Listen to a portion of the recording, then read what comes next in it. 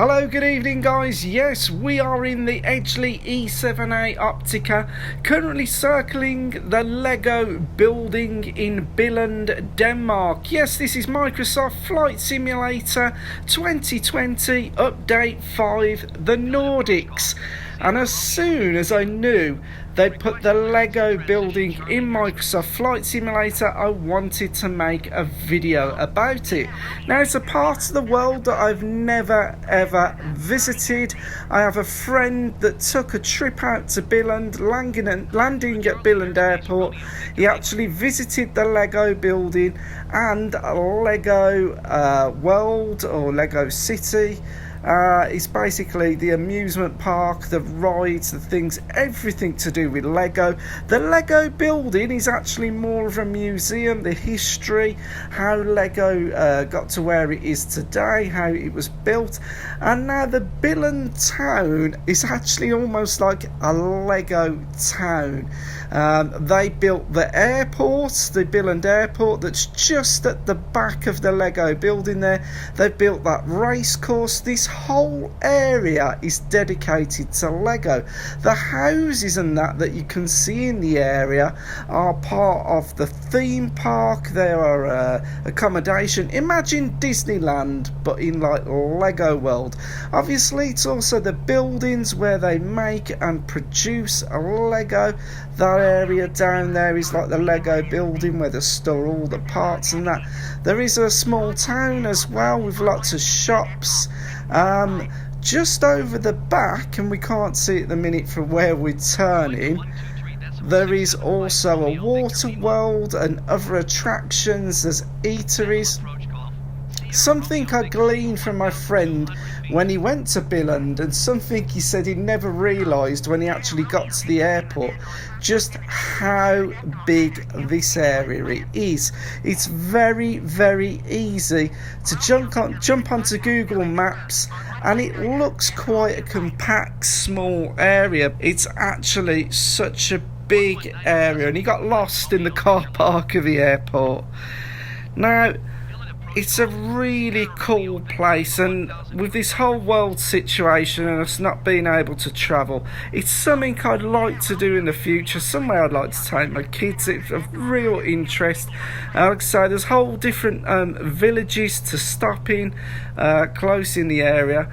And just off the edge, the back of the car park there, is a Legoland World. It's a shame really. I know the graphics are very, very good, but they've not put in the full detail of the whole area.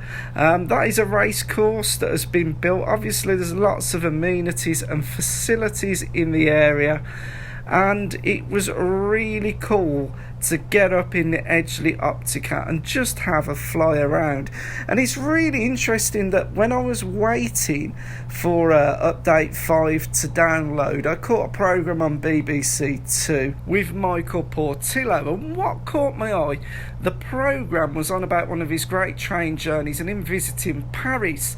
Now, I was flying around Paris for perhaps the first time in Microsoft Flight Simulator the other night in VR. I know that update has been out for a really long time, but I've visited Paris in real life. I've been to Disneyland Paris, and while we were there, we didn't get to do a trip on the night round the Eiffel Tower, and it's something one day we've got to go back and do. But just flying around the area, the city of Paris, seeing the architecture and the great like grandeurs and ways, and how everything lines up and has like a symmetrical shape, it was just really amazing. And that is the gift we have with Flight Simulator 2020, is that we can go to an area and just from the air scope it out. Now, this is where I turn back round. There is the Billund airport just in front of us.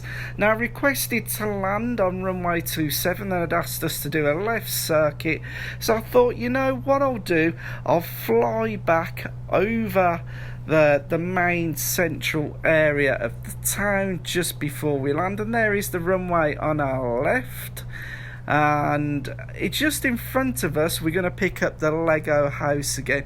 Lego house being more of a museum. Whether you can get like a package deal to the museum, to the Legoland itself and different things, I'm not sure. I know my friend, when he got a wristband that would enable attractions in interactive displays. Something I'll go look into. There is a Lego house just below us, done in some very fine detail. Just off to the left there, I've looked away now, is the Lego theme park. And obviously, like I mentioned earlier, you've got the villages, all the different houses and areas. One of the main Lego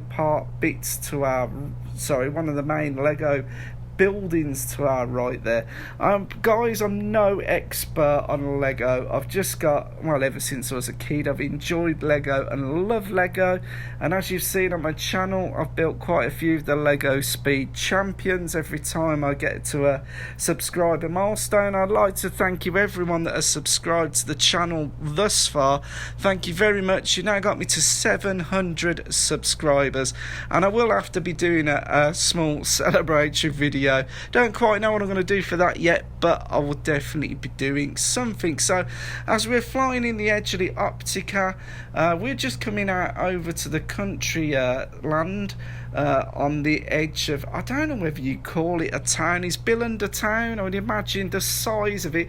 That's sometimes what you don't get from the flat screen in Microsoft Flight Simulator, is the absolute scale, and it's something that VR really gives you more depth perception, an idea of the size of an area that you don't get from the flat screen. So I'm definitely going to be rerunning this a flight a bit later on in VR. Now hopefully soon VR will have a proper mirror and I can start doing more VR flights. If you're new to the channel, that's a whole nother of a story. Go and look out for some of my videos.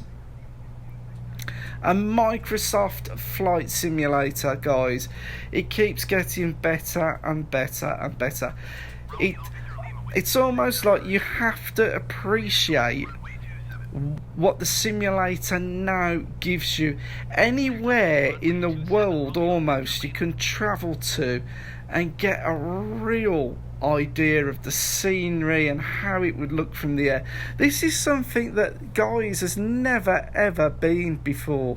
I mean, obviously, if you don't know the area, it's difficult to pick out some of the, well, not difficult to pick out the landmarks, it's difficult to know what the landmarks are, the names of the places, the roads. But if you're local to the area, it just gives you such an insight. And honestly, guys, it's like, some people could have Microsoft Flight Simulator and just really not realise the level of simulation they have in their hands. Now I'm just going to be doing a left turn in a minute to intercept the runway. We're just going to be coming over the road, currently at 700 feet. Maybe I was a little bit high, and this was a live flight from this evening. I think I did have other players turned off, just want to keep the video looking clean. As you can see, the sun is setting in front of us, dropping down on the horizon, making it very hazy. But there we are, there is the runway. I should have had lost a lot more height than I have at the minute, and in a minute you'll hear me throttle back on the engine, start cutting the height. Now with this Edgeley E7A Optica, we don't want to let it lose too much forward momentum as airspeed, because it has got a fairly well, I don't know whether it's other aircraft, I suppose it's pretty similar, but it has got a stalling speed, I think around 50-60 knots. You have to be careful. So, but I just knocked that back, so I wanted to keep the airspeed low for the landing, and I did go off the centre line a bit here, come back over. I was had quite a steep rate of descent, but I just level it out, smooth it out, and then just let the plane drop down and then get back to the centre line. With something small and light like this, I'd always aim to land just over the centre of the runway so we don't spend forever taxing up. Anyway guys, I think I've been chatting for far too long, so I'm going to bring the video to an end here. Thank you for watching the video, guys. If you watched it all the way through, don't forget to give the video a thumbs up and give the channel a subscription. It really does help us out for future videos. Thank you very much for watching, guys. Hope you've enjoyed this one, and get out into Microsoft Flight Simulator and get in the skies and start checking out some of the landmarks in the new Nordics update.